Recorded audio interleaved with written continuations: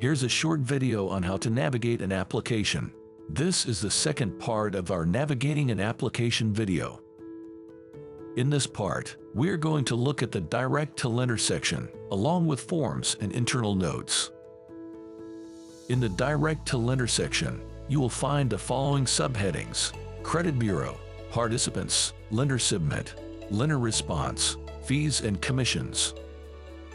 In the Credit Bureau section, you will be able to pull a credit bureau for your clients.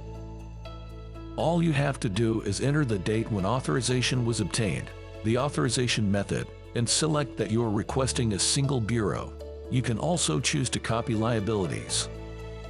Once you have entered all the necessary details, you can click on Request Bureau, and you will be able to preview it under Historical Credit Reports.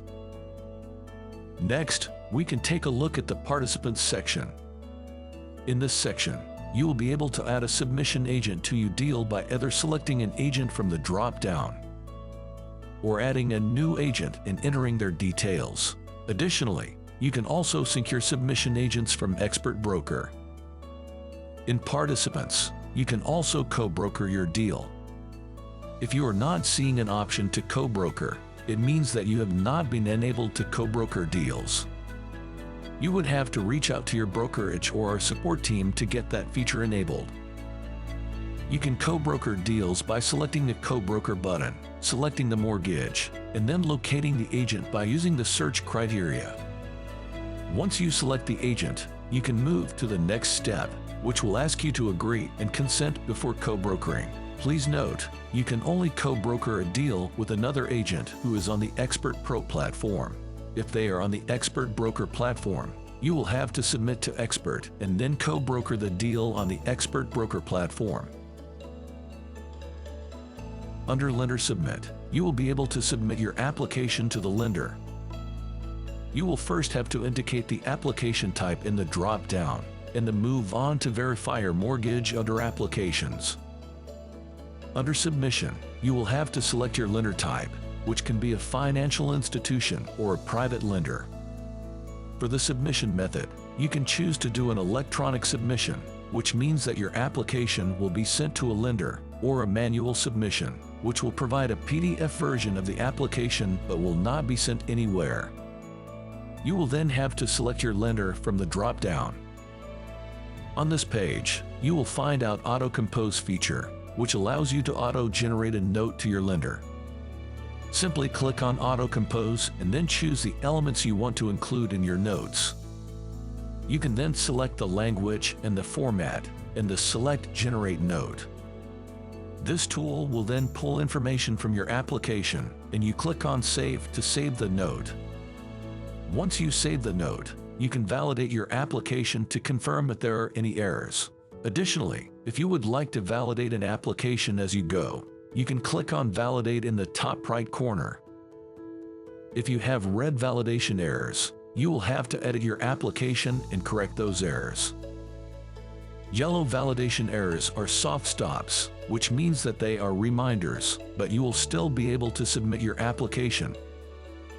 Once you are ready, you can hit Submit, and you will see the submission record under Submission History. You can also access a PDF version of the application through Actions, next to the submission record. When your lender has responded to your application, you can check Lender Response. Lender Response will provide you with a summary of the application. If you scroll down, you will find Response Information, where the Actions button will help you accept the response, view the details, or preview the response. This is also where you will be able to generate MPP for your application. In the Fees section, you can add any fees associated with your deal, and you can manually add a fee or a cost if you are not able to locate the type of fee you are looking for within the available options. Below the fees, you will also find the calculated details, which will give you the principal amount, the total deductible fees, the net advance of funds, and the total cost of borrowing. Commissions is the last section under Direct to Lender, which you can fill out as per your requirements for the deal. We can then move into the Forms section, which gives you access to all the necessary disclosures. The disclosures will come from the province of your subject property. Lastly, you can also enter any internal notes required for the application that can be viewed by other users who have access to the deal or with your compliance team. You simply have to choose the category, the mortgage, and then enter the note under Details and hit Save, which will allow you to view the note under existing application notes.